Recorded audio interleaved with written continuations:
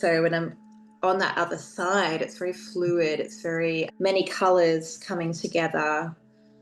There's a lot of peace. There's a lot of understanding because you've gone up to the other realms. So it's like you have a full understanding of time and what the space is. And it's like you're one with God and you know everything. And when you come back down to your body, you have amnesia and you forget a lot of it again. But when you're up Right. there, yeah, you understand everything. You have a concept of how the universe works, how everything works, life, death, the cycles, everything. But I was up there with my guides and they're saying,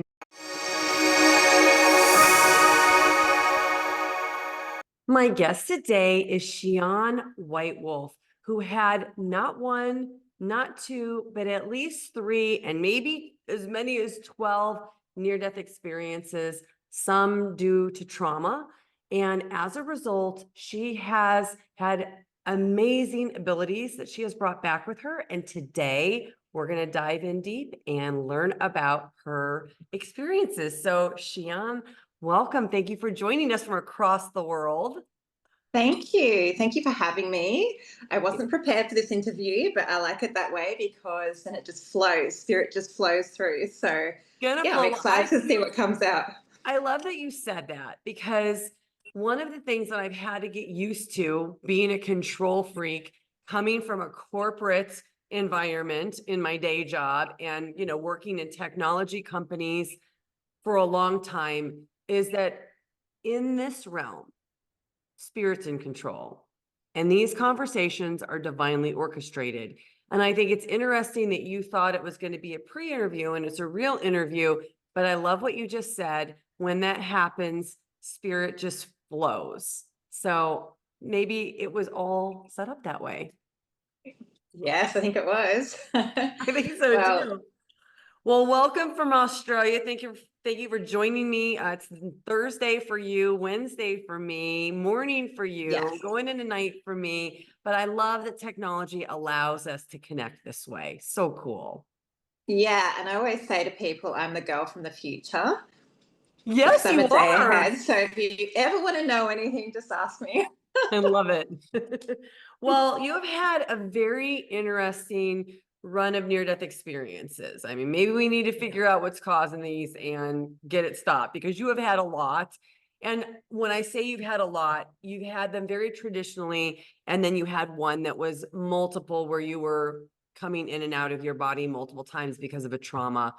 But before we get into the near-death experiences, will you tell us a little bit about what your life was like before any of them happened?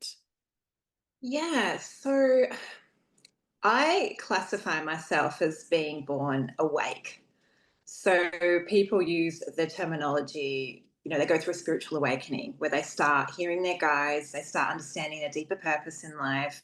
They have abilities like intuition and maybe magical skills, interdimensional skills, things like that. So I was born um, dead. So they wrote on my chart that I'd passed on as a baby. So I So had already like a experienced that stillborn? stillborn, yes. And I'm not sure whether it was my soul in that body or the soul that I am now came into that body. But yes, I re-woke up and the doctors were amazed. My mother was amazed. And so for many years, they were monitoring my brain wave patterns and worried that I had some sort of damage because I was stillborn for so long. Like I wasn't alive. So they were worried in the first few years that I may have some sort of damage going on because of that. So, but I classify myself as being born awake because as long as I can remember, I was tapped into the other realms where I could hear animals speak. I could connect to guides. Like I always had spirits around me talking to me. My mother would say I'd be in the corner just speaking to people that weren't there and coming back with these tales of, other worlds and dimensions and things like that. But spirit would always speak to me and tell me of things that had passed in this world and how the world had been and the trouble that the world was in now. And it made me very sad. So I would cry a lot. about that. I felt very old in a very small body. So yeah, I would see spirits in trees. I would see old indigenous spirits in the bush. I would spend a lot of time in the bush. So always connected in, and never really a part of the system or wanting to be a part of that. So yeah, Well, I I have guess that two was my questions based earlier. on that. Sure. The first question is, did you retain memories of your infancy and your birth? Because I do know people who have remembered being born. Yes. So I remember right back, and then even before that. So I remembered my previous lives. I was wondering why I'm here now. So all of those things in a little girl was quite confusing to me. It took me a long time to sort of learn how to be human, I Well, did guess. you think it was normal then? Because I guess if you come in that way, do you just assume and think that everybody is that way? Yes. So going to school was quite a rude awakening, and being around other people, and because I could hear their thoughts, I could intuitively understand what was going on. I would see what was going on in their lives at home. When I see someone, I get like movie flickers of what's going on in their lives and their traumas and everything they're going through. So yeah, it made me feel very different, not accepted, a loner, a lone wolf, um, all of those things. Yeah. Well, speaking of wolf, you mentioned that as a little girl, you could hear animals' thoughts. And it's not very often that I get to talk to somebody who has had an ability like that. Will you share with us? Because obviously, we speak a different language. We don't speak dog. However, the way that you're communicating isn't using words. So, will you explain the process of how you were able to understand animals' thoughts? Yeah. So I guess it's a mixture. It's not really thoughts, it's a mixture of energy, body behavior, just a knowing, a feeling. So it's like telepathy, but it's more of a feeling, I guess, that I translate into thoughts, into human thoughts. But I can understand what they're feeling, or whether they're wanting to connect, or even if they're going through a struggle, they'll share images with me. So, like the movie comes into my head of what's going on for them. I connected once, which was quite beautiful, to a wild horse in Australia. I was out in the middle of nowhere. Tell A us beautiful, about it. yeah, a beautiful stallion. So, a Brumby stallion. I was out the back of New South Wales, and I felt the herd before I saw it. So I'm like, oh, there's Brumbies. Like I can usually feel what animals are around when I'm traveling through country. And I'm like, oh, there's Brumbies here. The kids were sleeping in the back. So I pulled over the car and I jumped out. And yeah, this beautiful stallion came running out with his mob and just stood there. He was very dark, black. I think he had a white star, and just looked at me. And when I connect with a wild animal, I introduce my energy to them first. So, say, it's me, Sian, right, in energy. And I put that golden energy towards them and into their heart space, if they're wanting to accept that. And then we'll exchange energies, and then that energy will come back to me. And then it's like there's a link made. And so he could feel me, and it was really interesting. And I'm like, oh, I'm just here to witness, And then I got a little bit excited, got into, let's have a play, And he got rid of his mob, and then we were playing hide and seek behind the trees. So he was dancing around and then popping his head around a tree, and then I'd go and dance around a tree, and then he would, and we were just having this magical moment together. But he understood me that, I wasn't going to threaten his mares. I wasn't here to cause harm, and would he like to spend some time with me? And he was like, yeah, sure. Let's have a That's dance. amazing.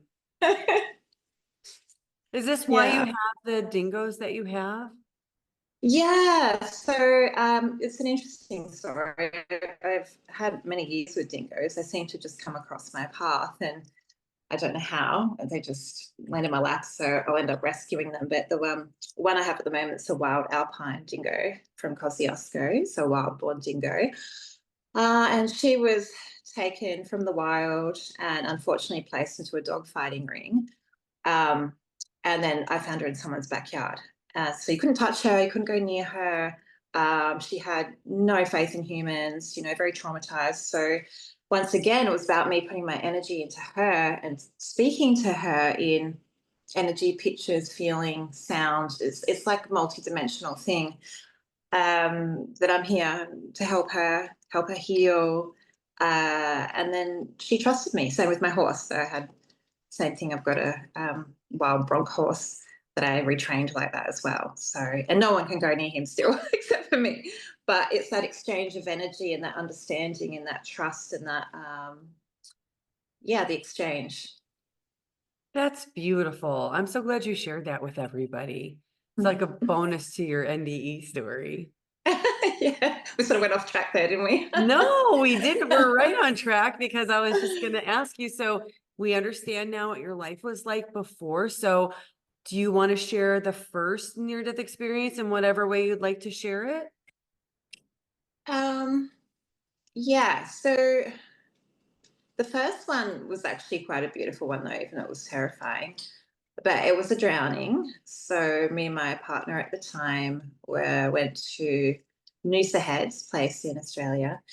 And he was a bit of a extremist. So he liked diving and doing flips off of dangerous places. So I am a little adventurous myself. I'm a little bit silly. So I decided to jump in as well. And it was a big blowhole. So it's in between these cliffs and rocks where the water is washing up and it comes up like a blow, like a whale spout of water will spurt from it. So it's like it's churning in and then spurting out. And so he would time the waves because he was a surfer and he jumped in. And then I did. But for some reason, I couldn't get past the waves and I got sucked under into the blowhole and I couldn't get back up out. I couldn't get out again. So it kept churning me under, throwing me under the rocks. And then like a washing machine churning me again and throwing me against the rocks underneath. And I kept going in this spiral and I couldn't. The force of the water was incredible. And I was getting cut up on all the rocks underneath. And so there was a lot of blood in the water. And um, I'm a really strong swimmer and I just couldn't get to the top. I just couldn't get there. And I was really far away from a rock that I could climb up. And so I just ended up running out of steam and started swallowing water. I couldn't get to the top, couldn't breathe. And so I was like, wow, this is my time. So swallowing more and more water and everything slowed down when I started transitioning. So what I call going to the other side, because it's happened to me quite a few times now. I understand the process, what happens to me. That it's like everything starts slowing down and coming to a halt, like time changes, slows down. The water started slowing down to a still. I would see red, so the water turned completely red as well. Everything around me turned red. And then I was coming out of my body and looking down onto my body, floating in the water. So I could see myself from different angles, having that out of body experience. And then I remember as it was slowing down as well, this eagle coming from the top, right up in the sky. And I was right down at the bottom of the ocean looking up at this eagle, going, I'm dying, this is it. And how beautiful, what a poetic, beautiful way to end. Connecting in my energy. So I did my energy thing and I connected right up into the eagle. And then I was in the eagle looking down at me. And it was such a beautiful moment and everything was still. It was a profound moment. And then I was back in my body again. And then I started transitioning. So saw the light. When I pass over as well, I get a lot of music. It's like an orchestra. So like flutes and it's hard to describe, chimes and even organs playing and singing. It's like this orchestra of the heavens or something going on. And that's happened to me multiple times when I've started going over. And then I'll see the light. So I'll go into the light and pass over. And then I'll be amongst my guides. So when I'm on that other side, it's very fluid. It's very many colors coming together. There's a lot of peace. There's a lot of understanding because you've gone up to the other realms. So it's like you have a full understanding of time and what the space is. Like what you were saying, 5-MeO, when you're with the toad and you go up there and it's like you're one with God and you know everything. And when you come back down to your body, you have amnesia and you forget a lot of it again. But when you're up there, Right. yeah, you understand everything. You have a concept of how the universe works, how everything works, life, death, the cycles, everything. But I was up there with my guides and they're saying, no, it's not your time. It's not your time. You have to complete what you're here for. And so then I was shot back into my body, and incredible thing happened. And I mean, this is a very profound story, and it gets even more profound. But I have heard now that someone else has had a similar experience with an NDE and drowning. I felt this force underneath me, like a big water hand, like this physical force came and picked me up and pulled me. So I'm in this washing circle action like this, and it picked me up and placed me over the other side and up onto these rocks. So it's picked me up and put me in a completely different direction. I felt it underneath me like a big hand, like the hand from the sea. And I've heard someone else say this in an NDE. And that was such good confirmation for me because I have never understood. All I could think of was like, is this trident? Is this, what is going on here? Is this the spirit from the water taking form to help me? Which I believe it was. I don't know which spirit, if it's the spirit of the ocean or it was my guides. But it lifted me up and then placed me on these rocks. And I was just coughing up all this water and throwing up and, blood everywhere. I was ripped, completely ripped all over my body. And just shaking, like just stuck on the rock like a crab. And yeah, that was that experience. But some Wow. epic things there that just don't make sense in the human world. Okay, when you touched on it, and I'm going to ask you why you think this is, because you and I have both had that same experience where we have become consciousness, and there's nothing outside of it. It's all knowing, but you said exactly what I journal every single time, and that is you can't bring it back here. Why? I think I know why, at least from my perspective. Why do you think we can't bring that back here? The frequency of what you would emit if you bring that back would blow people. They would start bleeding from the nose and the ears and explode. I Pretty love that much. you said that. So I just had one of these journeys 2 days ago, Monday, 2 days ago. And I did it for my birthday. Yesterday was my birthday, and I wanted to have this experience like as close to my birthday. It wanted to be a full moon. It was just synchronistic, everything lined up to do it. And it was just magical. And I wrote down like the only thing I can really say is like a billion suns. It's like being a billion suns, but I'm not talking about the light of a billion suns. I'm talking about like the power, the vibration of that. Yeah. Yeah. Yeah. Source, one with source, God, spirit.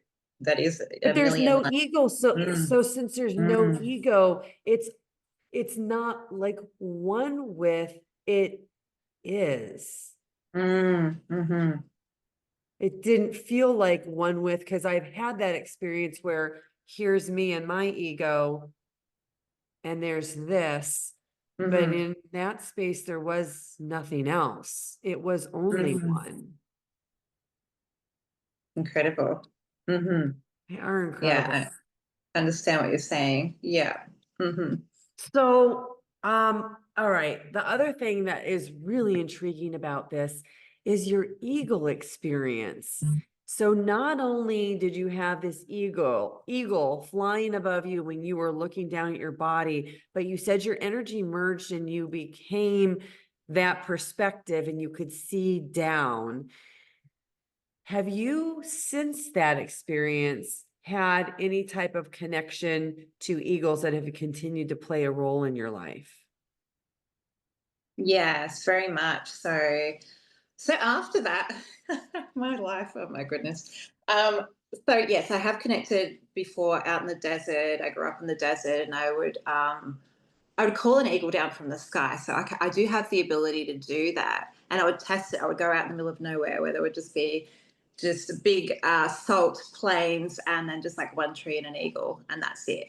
And then I would put my energy into the eagle and just connect and say, come down if you wish, come down. And so, they wouldn't come and land on me or anything like that, but they would come down and have a look, and we'd have that connect. And then I would get the perspective from that eagle. So I've always had that connection with them.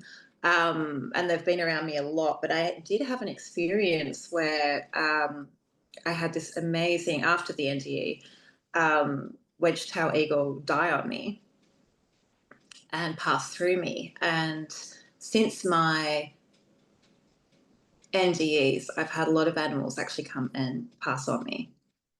Really? Why do you think that So is? I feel that I'm an open gateway now to the other side. An open gateway to the other side. So what do you think that means? Like, for people who have never heard an explanation or a terminology like that, what does that mean? Like I'm a portal to the other side without the resistance and the layers. Like I'm just a gateway, an opening, a dimensional opening that a spirit can pass through, or I can transmit messages, or I can bring in high levels of energy, or but instant access to the other side, because I work a lot with the other side anyway, with spirits and with people that passed over, or accessing things in the Akashics. But yeah, I noticed since the NDEs, and I haven't actually put two and two together until this interview now, is that it happened Awesome. after the NDEs that they started passing on me. So like big bats just come on me and die. The big fruit bats here, and it's passed through my heart space and to the other side, and I'll see the journey and help pass them through. So it's really interesting. It's really fascinating. So have you had any humans do that and pass through you, or only the animals? Yeah, not yet. I don't know if don't know if I want the humans, but I did have an incredible experience when my mother passed. I wasn't with her, but I think because I've always had that access to the other side, for some reason, it took her 7 days to pass and transition, go through life review, go through the karmic lessons, go through and meet the ascended masters. So I was very lucky to somehow, she grabbed my spirit and took me along through this 7 day journey. And I was in bed for 7 days, just in this trance like state, traveling with her to the other side. I saw, yeah, her at school. So when you die and pass over, you go through a life review, and there's certain milestones that you remember through your life. There's a lesson there to learn about loving yourself or loving other people, or a karmic lesson that you will change next time you come around. You've learnt that lesson by reflecting, and then the next life you're going to. That's what I got out of that anyway. So yeah, I So were saw you a lot of directly that. with her when she was having that life review? I was with her. It's like I was standing next to her through this 7 day journey, and then she got to well, I call them the gatekeepers at the end, and they're like multicolored, huge. They're like a part of the Akashics, but they're decision makers. Um, and she had a choice, because she had good karma. She helped a lot of people in her life. Did she want to go back, or did she want to stay in the soul group above and guide from above? And she said that she would like to stay and guide from above for a while. That was her choice. And that was interesting, because I believe sometimes people don't have a choice depending on their karma. But that's what I sort of took away from it. So you said that she had a life review and she also had a Mm, karmic review. What was the mm. karmic review like? Were you privy to that also? Yes, and it's hard for me to remember everything. When I was up there, of course, I understood it all. But the karmic review, yeah, so karma on her life decisions. Um, it was a lot about reflecting on forgiving herself as well. So that pain's no longer there. It's like she's reviewing from a place of love instead of a place of judgment. And then you said that she met ascended masters. Can you describe what any of them were like? Yeah, all I could see, like I said, was multiple colors. So it's like they've got bands of colors like a rainbow, but there's a vibration. I can tap into them now. Yeah, they have a frequency like a hum that's very ancient. And when they speak, they were speaking more with images and tone than actual words. But she could understand, and I could understand what they were saying. So it's very ancient. They were huge as well, very ancient, whatever these entities are. A part of the Akashics as well. So they're connected to the Akashics, the life reviews, the timelines, and the decisions to where that soul goes back into. Do you think we all have those three experiences, the life review, the karmic review, and the meeting with the ascended masters? I think I don't know. It would be different for everybody, the way that they perceive things. I've only gotten myself to the first couple of stages, which is meeting my soul group. And yeah, those guides were present though when I crossed over in my multiples. So yeah, I don't know. Someone with bad karma that's, say, a murderer or something like that, I don't know how that would go. I'm not sure whether they would get a choice on what they could do. It's a different loop. It's a different, yeah, vibration and karma. I'm not sure. I haven't experienced that. So, Can you explain what your soul group was like? so my mother's a part of my soul group. Um, yeah, once again, they don't really have form. It's just more of a feeling, colors, presence, um, unconditional love. There's even animal guides there as well. So when I crossed over, they're all there, uh, like a team of them. And there's a deep resonance of knowing that they're always there guiding me and they're a part of me. We know we're a part of each other in this flower pattern of whatever that soul group is, and everybody has a soul group and we're all interconnecting. So yeah, just a lot of love, and they've helped me get out of my multiple death experiences in the physical, which blows my mind still. It's like, how does that happen? Moving things in the physical through, yeah, water and a few different ways. It's incredible. Soul groups are such a fascinating topic because I feel like they've been romanticized in the culture, especially in the West, a lot, like, look at all the Disney things, and it's like your soulmate, your one true love. But when we're talking about these soul groups, we are talking about groups that you have been with through, I'm going to guess, millennia, who have been everything and are nothing at the same time. So it's not like they really have a gender, but yet you have a recognition because they have maybe a soul signature. Does that sound right? Yeah, yeah. And how big do you think your group, your soul group was, and were they all there, or were some still incarnated on the earth? Yeah, some are still incarnated on the earth. Yes, which is very exciting. And how many do you think were in that group, if you could give it a number? Oh, God, gosh, I don't know. Could be, I think there's 12 immediate, Okay. and then it spreads out to more and then more. Yeah, but I think there's 12 immediate. Okay. That sounds Mm. about right from what I have also been shown from different experiences. Mm. Love Mhm. that. I love these conversations. They're just so diverse, and we're definitely hitting on a lot of topics that we don't get to talk about all the time. So this was NDE number 1. So would you like to share Mhm. the second one? Yes, so just a trigger warning for anyone watching. This is a little difficult for me to share because it was very traumatic, but I feel like it could heal people listening.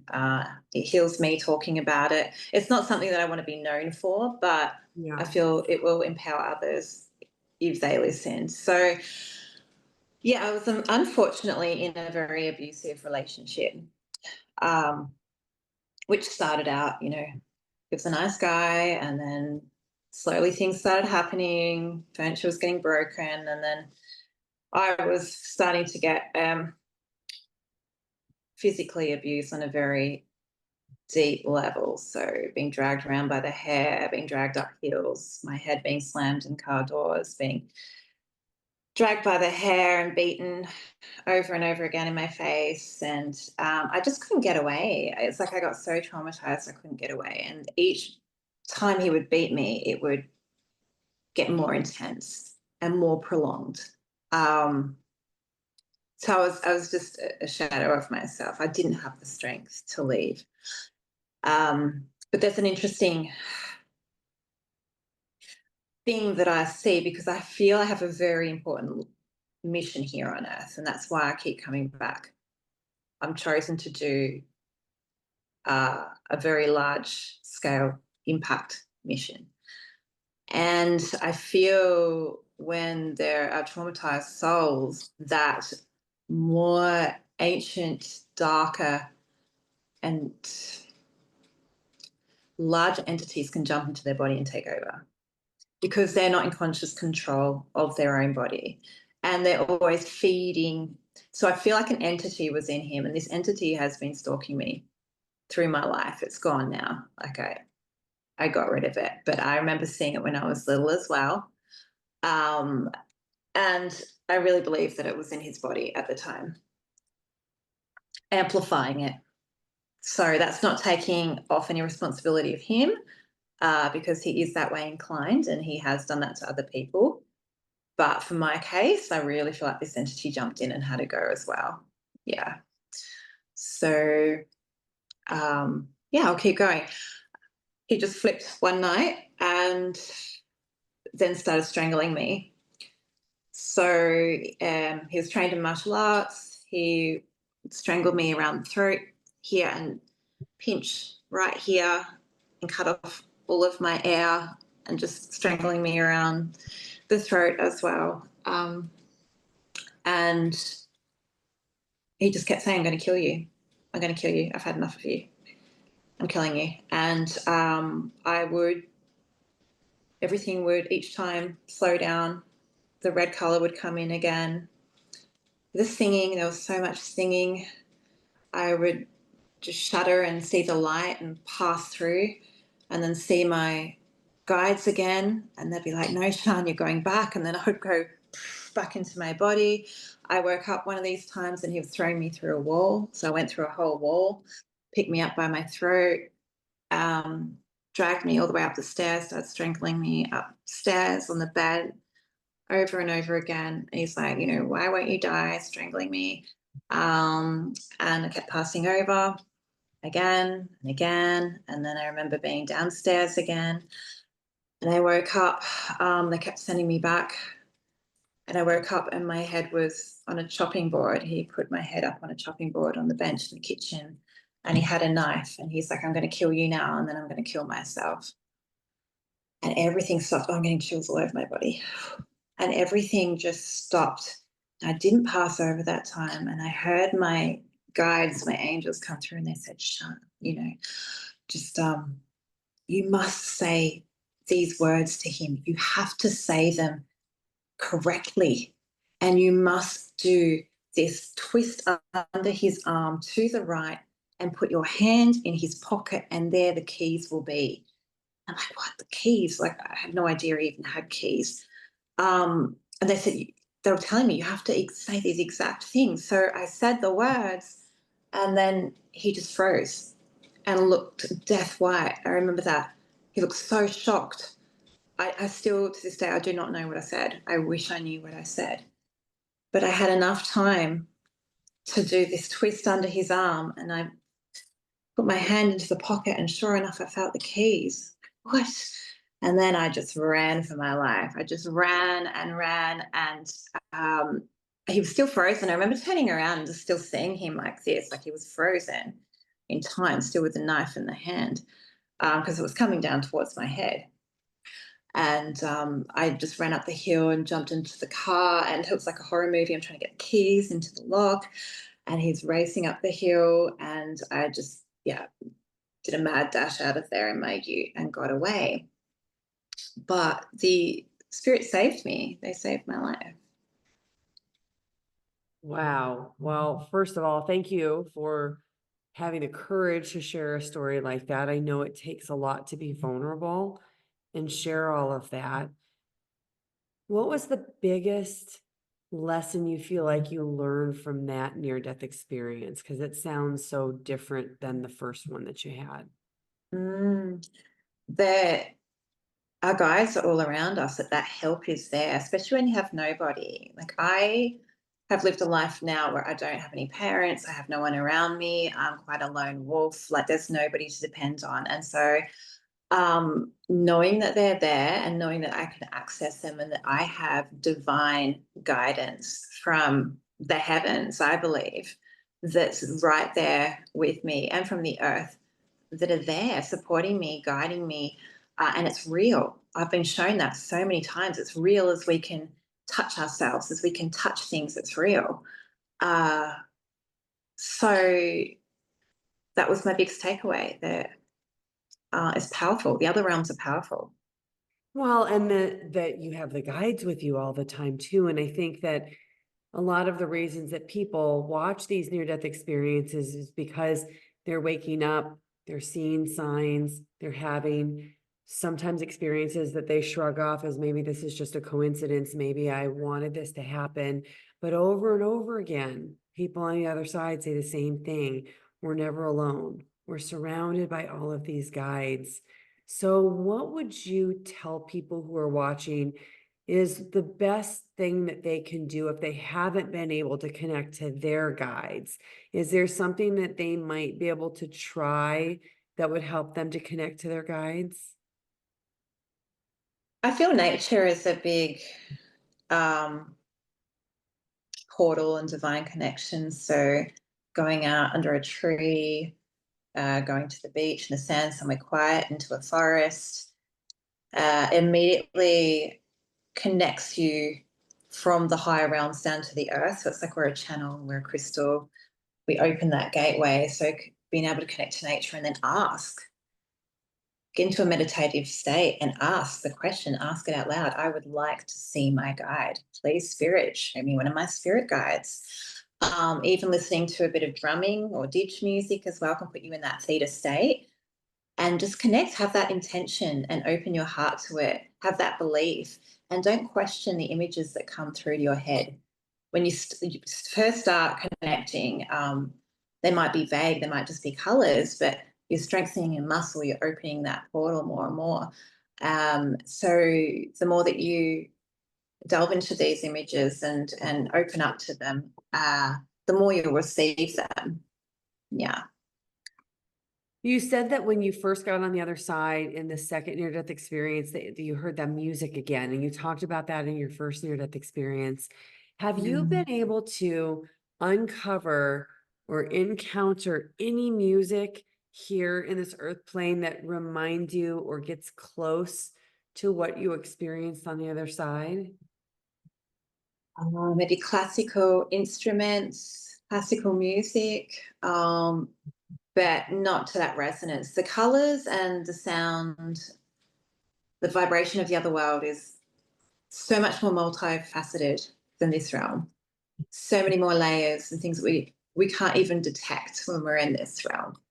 So when you're connecting, yeah, the colors are so brilliant. You can't. The colors don't exist here on Earth. Those colors, really. I mean, a rainbow is probably as close as we can get, but up there, it's just so many more layers. So the music, yeah, I guess organs, string instruments, piano, all of these things that are combined into one, but with a presence as well. Like a vibration that you could feel, you mean? Vibration, yeah, yeah, very ancient, powerful vibration. Mm-hmm. Yeah. So would you like to share the last one that you had? The last one, well, no, that was just all through those experiences. So I had the drowning, and then I just had all of those I experiences. see. So you Yes, that was counted it the multiples. multiple as because you're being strangled and then you're coming back and then you're going, Yes, it's happening yes. again and again. So whatever Mm. happened to him, I'm assuming he's not in your life anymore. Oh, well, yeah, after I escaped, he went hiding in the bush and the police had the sniffer dogs out. Then they found him 2 days later and then he went to jail. So, but I've now heard that he is out again, which is ridiculous, the legal system. But yeah, that's his path. I have nothing more to do with it. I've done my karmic loops now. So it's given me incredible strength. You know, I don't regret anything, even though it was a very hard path to walk. It's given me incredible wisdom, incredible strength, and a determination to really be here helping others, to be helping the earth, to be on my mission. And I laugh about it because I keep going over it and they keep throwing me back. So nothing can kill me. Well, and then I guess Unstoppable. it coincides with a statement that is made very often here on this channel, which is no one dies before their time. Mm. That's certainly true. Yeah. And that's what they kept saying. It's not your time. It's not your time. So you've But had these, oh, go ahead, go ahead. I've forgotten. You go. Sorry. So you had these incredible experiences and you already came in awake with the ability to connect to spirit, connect to these animals. Did you have gifts, abilities that developed even more after your NDEs? Yeah. So I guess that, do you call it psychopump? Being able to pass souls over and journey with that has been interesting. So bits of leftover spirit, ghosts, things like that, I can pass over. That's enhanced. Timelines, working with timelines has enhanced. So I guess doing like grid work as well on the earth, changing things in the dimensions. So working with things in the dimensions to heal the outcome of what's happening here. So do I you was think doing we that. can influence the outcome of what's happening here?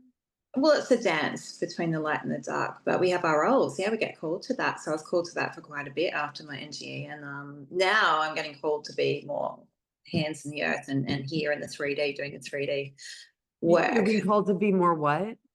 Like hands in the earth, I'm saying. So like Oh, like present on the grounded, earth, grounded. Yeah. grounded, embodied, Okay. bringing all of that from up there and bringing it now into something tangible that I can share with others. So I'm getting called to film and documentaries and creating that way where I can really share with a large audience and bring that divine guidance. So, you know, I get guided from spirit and guides, and they lately told me to give up everything that I was doing. And they said, okay, you're making film now. Like, okay, Mm, let's go. So, and give me the direction and what I need to do and what I'm focusing on. So, yeah, that's my new gift amazing. that I'll be bringing. Mm. So what has been the most difficult part to integrate from the near-death experiences coming back into the human experience? I do struggle being around.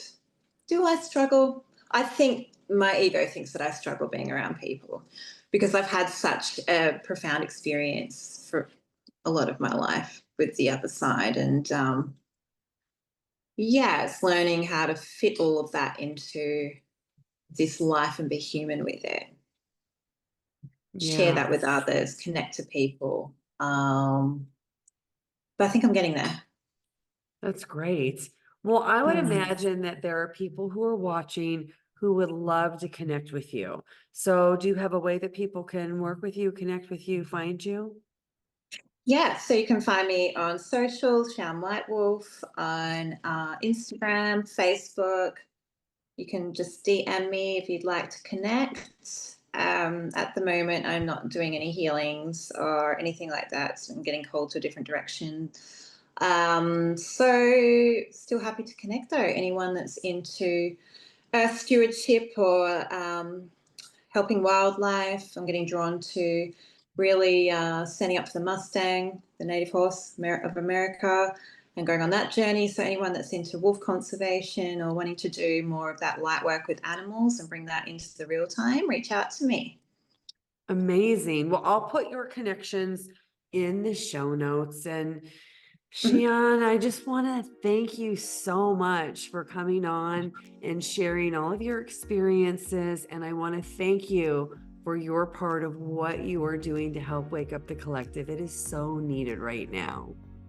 Oh, bless you. Yes, you too. Thank you. And of course, the show would be nothing without all of you who tune in to listen. So thank you so much for watching. Next up, check out this playlist of other NDE interviews. Please like and subscribe. It really helps this channel to grow so I can bring you more content. Thank you for watching. I'm so glad you're here.